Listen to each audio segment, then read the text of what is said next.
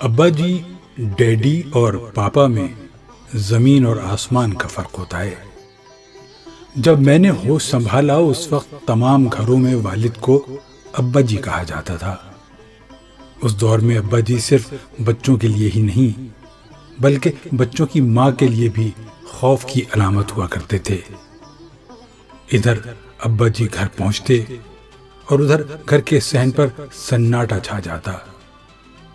بچے گھر کے کونوں خدروں میں دبک جاتے اور بچوں کی اماں سر پر دوپٹہ اوڑھ لیتی۔ ابا جی کے ہاتھ سے تھیلا وغیرہ پکڑ کر مقررہ جگہ پر رکھ دیا جاتا اور ابا جی چارپائی پر بیٹھ کر جوتے اتارتے، جنہیں فوراً ایک طرف اٹھا کر رکھا جاتا۔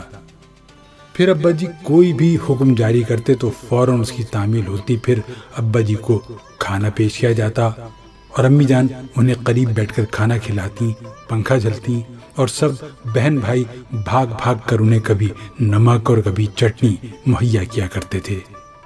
ابا جی کے غسل سے پہلے امی جان غسل خانے کا معائنہ کرتی اور وہاں ڈبہ، تولیہ، صابن وغیرہ ہر چیز رکھ دیتی اور پھر ابا جی کے کپڑے استری ہوتے۔ ابا جی جب دفتر جاتے تو امی ان کو دروازے تک رخصت کرنے جاتی اور ابا جی کے روانہ ہوتے ہی گھر میں چائے خاموشی کے بند ٹوٹتے اور بچوں کی شرارتیں اور امی جان کی دھمکیاں شروع ہو جاتی کہ شام کو تمہارے ابا آئیں گے تو تمہاری شکایت لگاؤں گی۔ اس دور میں ابا جی کی دہشت ہر وقت بچوں پر چھائی رہتی تھی۔ مجھے اچھی طرح یاد ہے کہ اسکول کی پروگریس رپورٹ پر ابا جی سے دستخط کروانا ایک مشکل ترین مرحلہ ہوتا تھا۔ پھر زمانہ بدلا تو بچے ابا جی کو ڈیڈی اور ماں جی کو ممی کہنے لگے۔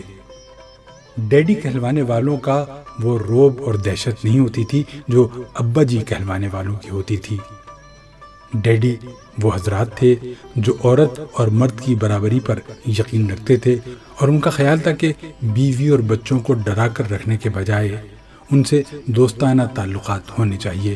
چنانچہ ڈیڈی حضرات حکم آخر جاری کرنے کے بجائے مشاورت پر یقین رکھتے تھے اور گھروں میں ان کا طرز عمل ابا صاحبان سے کافی بہتر ہوتا تھا، جو مخاطب کی پوری بات سنے بغیر ہی جوتا اتار لیا کرتے تھے۔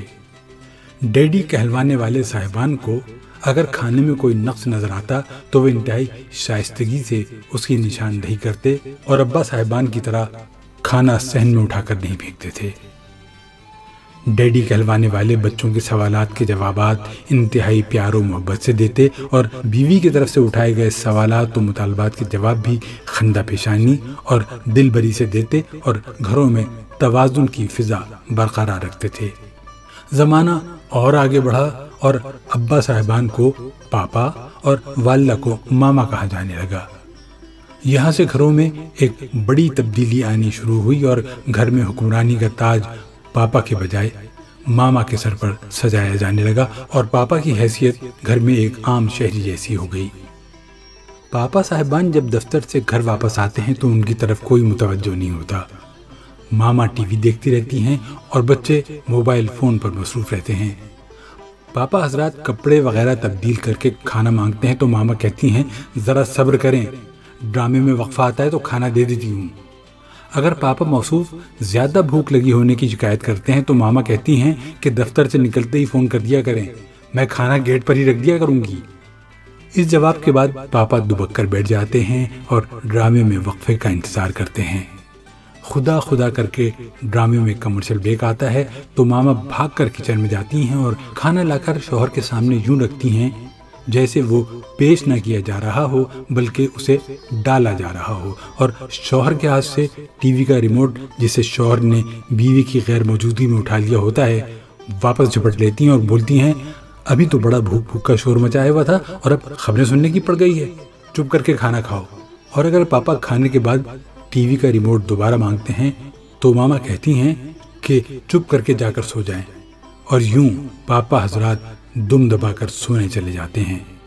آج کے پاپا کی حیثیت اے ٹی ایم مشین سے زیادہ نہیں رہ گئی ہے، اور میں یہ سوچتا ہوں کہ کہاں وہ کل کے ابا جان اور کہاں آج کے پاپا، زمانہ کیا سے کیا ہو گیا۔